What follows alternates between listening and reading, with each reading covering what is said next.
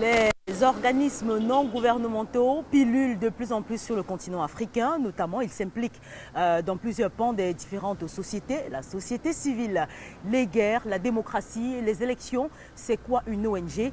On en parle ce matin avec David Moudjiki. Il est acteur de la société civile. Il est également chef département démocratie et gouvernance à 1MA. Il a accepté de répondre à nos questions. Bonjour à toutes et à tous et bienvenue dans ce nouvel épisode de Dasheko.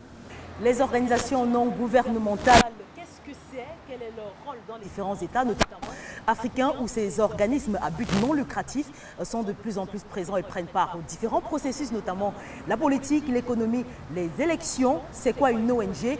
Quel est le rôle principal des ONG? On en parle avec David Moudjiki. Il a accepté de répondre à nos questions. Il est acteur de la société civile. Il est chef département démocratie et gouvernance à 1MA. Bonjour à toutes et à tous et bienvenue dans ce nouvel épisode de Dash Echo. Bonjour Monsieur Moudjiki et merci d'avoir accepté de répondre à nos questions. Bonjour Amel, c'est David Moudjiki pour la petite correction. Je ne suis pas le fils de Monsieur Adolphe Moudjiki. Et effectivement, Moudjiki, c'était le nom de mon grand-père, mais moi c'est Moukoudi. Moukoudi, voilà. C'est tout un plaisir d'être avec vous ce matin. Alors on est en train de parler des ONG et vous maîtrisez, c'est un secteur que vous maîtrisez, que vous côtoyez. On le sait, la définition simple parle d'un organisme à but non lucratif. On n'en sait pas plus que ça. C'est quoi une ONG? Alors il faut dire ONG comme son nom l'indique, c'est organisation non gouvernementale qui peut être à but non lucratif et aussi à but lucratif. Et au Cameroun, cette catégorie d'association est régie par la loi de 1999 sur la création et le fonctionnement des ONG au Cameroun. Mais il faut dire qu'on peut devenir ONG par deux mécanismes. Mais le premier mécanisme, c'est de passer par une association, ce qu'on appelle communément les OBC, les associations à base communautaire, elles qui sont régies par la loi de 1990 sur la liberté d'association et de réunion au Cameroun.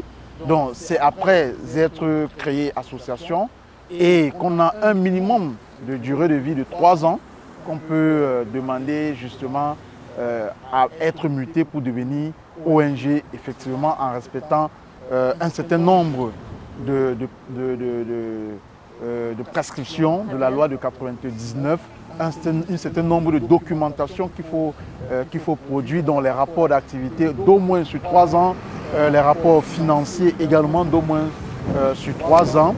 Et puis on fait la demande au niveau du ministère de l'administration territoriale pour avoir son ONG soit à but non lucratif, c'est-à-dire on ne fait pas de bénéfices, soit à but lucratif parce qu'il y a les ONG qui sont à but lucratif, donc qui réalisent des bénéfices et donc qui sont soumis à d'autres principes auxquels ils doivent se conforter au quotidien. Mais c'est quoi la différence justement entre cette ONG à but non lucratif et celle-là à but lucratif? À part le fait qu'une, ce serait des bénéfices. Est-ce que le travail sur le terrain est le même ou alors il y a une différence quelque part? Oui, il y a une différence parce que, par exemple, l'ONG à but non lucratif est une ONG qui travaille sur un secteur bien précis qui relève de la compétence de l'État, qui relève des pouvoirs régaliens de l'État. Et donc cette ONG dit, eh bien, dans ce secteur, je réalise qu'il y a un problème. Et je veux apporter ma part de contribution, je veux accompagner l'État du Cameroun à apporter des solutions aux différents problèmes qui sont rencontrés dans ce secteur. Je prends un secteur comme par exemple le secteur de la santé. Une ONG qui travaille sur la santé peut être créée pour apporter une réponse dans ce secteur, voyant que le champ est vaste. L'État ne parvient pas à avoir des moyens pour couvrir tous les besoins qui sont attendus. Et donc une ONG se crée spécifiquement pour apporter une réponse à la question par exemple du VIH-Sida. Et donc à ce niveau-là, elle peut être à but non lucratif, c'est-à-dire que c'est elle qui apporte de son argent pour aider l'État à adresser la question du VIH-Sida, peut-être à financer la distribution gratuite des médicaments, dont les antirétroviraux, aux personnes qui sont séropositives, leur prise en charge, bref, le social. Ça peut aussi être une ONG qui est à but lucratif, qui travaille dans le domaine de la santé. Donc, il y a une ONG qui produit et commercialise par exemple les médicaments.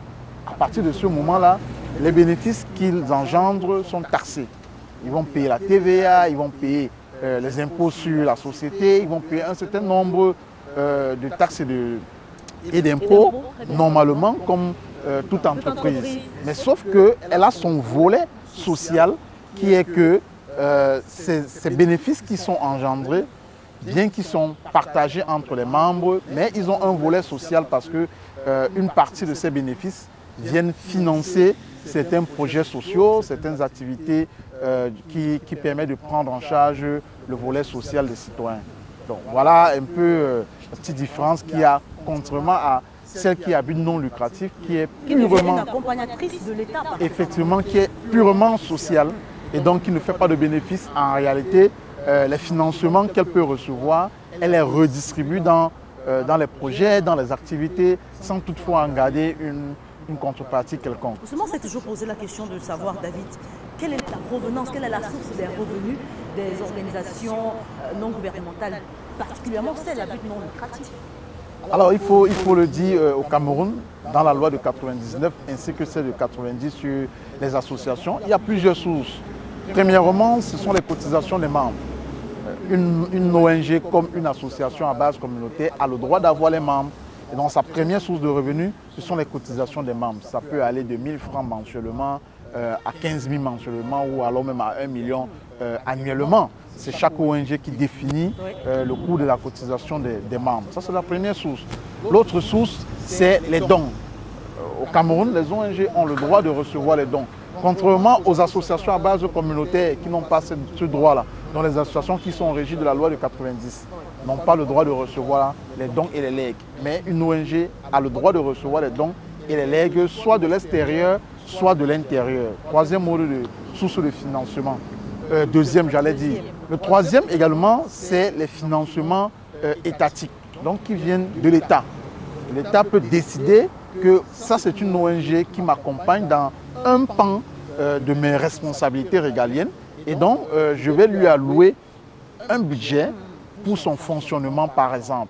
C'est pour ça que vous allez voir aux États-Unis, en France, dans les pays développés, l'État finance certaines organisations, certaines ONG, certaines associations qui justement sont chargées d'apporter la réponse, une réponse adéquate dans une des responsabilités qui concerne l'État.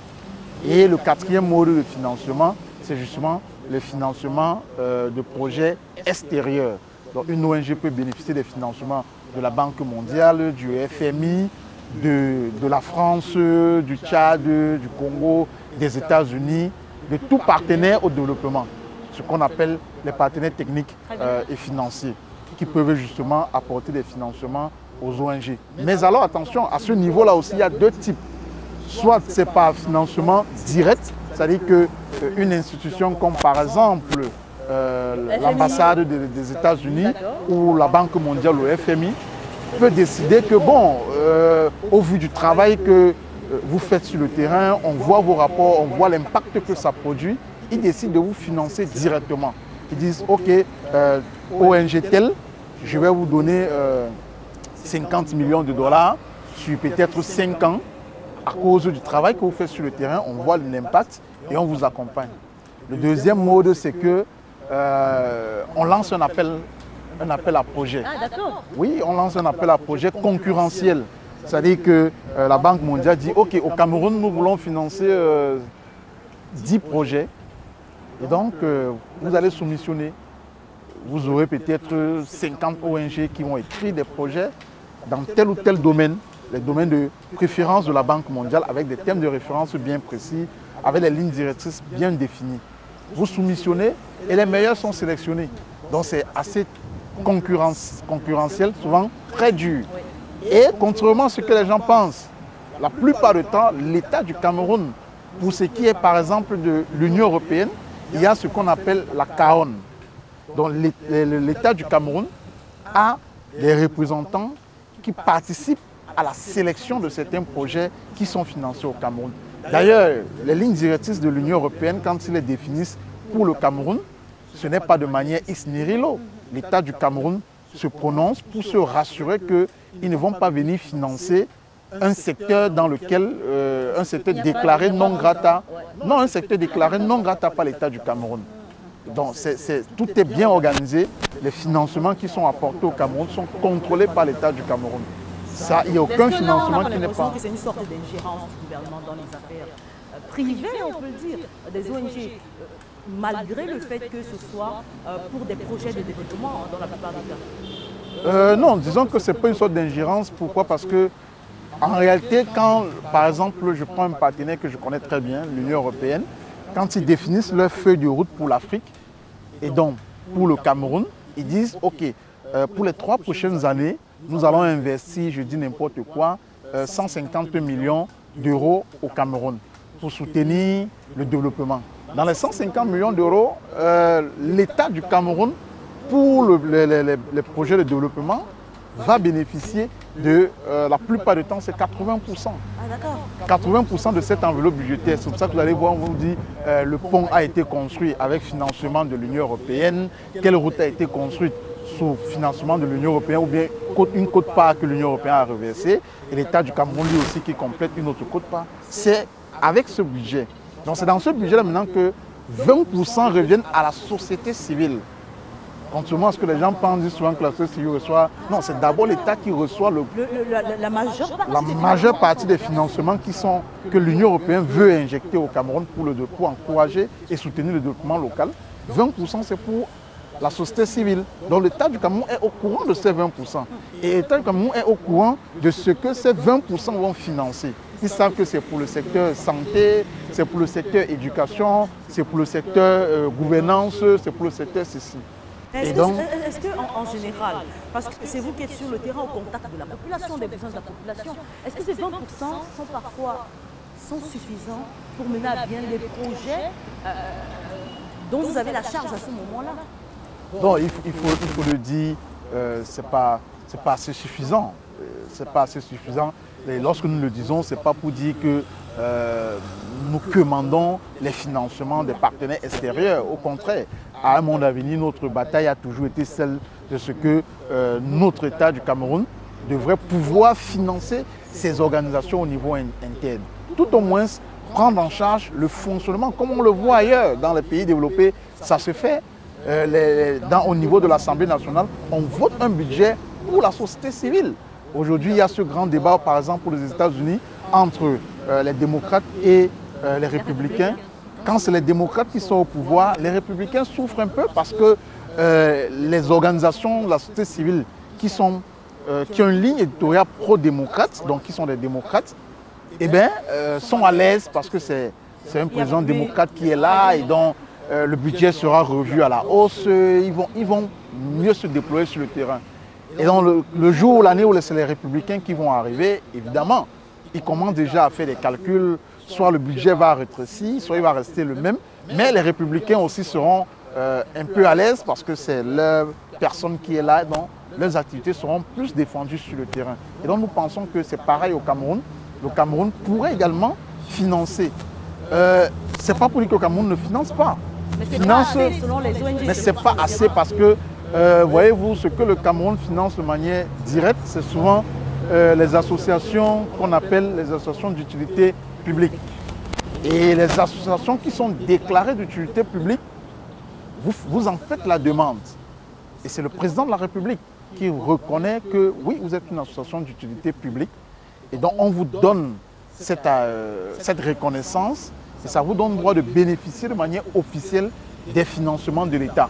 Mais si vous n'êtes pas une association d'utilité publique, c'est difficile. Et la cagnotte qui est réservée pour les associations au Cameroun est assez faible que ça ne peut même pas prendre en charge le fonctionnement d'une association ou d'une ONG comme la nôtre qui possède en son sein actuellement une dizaine de personnels comprises entre le personnel salarié, les semi-permanents, les stagiaires et les volontaires. Et si nous prenons également le pan des volontaires, ça peut monter parfois. Il y a des années où on se retrouve avec une masse de 25 à 30 personnels. Ce n'est pas petit pour prendre en charge toutes ces personnes-là. Et donc, s'il y avait des financements au niveau de l'État, ça permettrait tout au moins que le fonctionnement des organisations de la société civile soit pris en charge par ces derniers. Bien, alors nous avons malheureusement épuisé le temps qui nous était imparti. On parlera justement des secteurs dans lesquels les ONG peuvent évoluer, notamment au Cameroun. La politique, les élections présidentielles. Merci à vous, David Moukoudi, d'avoir répondu à nos questions. Je vous en prie, tout le plaisir a été le mien. Merci à vous également, chers téléspectateurs, d'avoir été avec nous tout au long de ce programme. On se dit à très vite pour un autre épisode de Dacheko.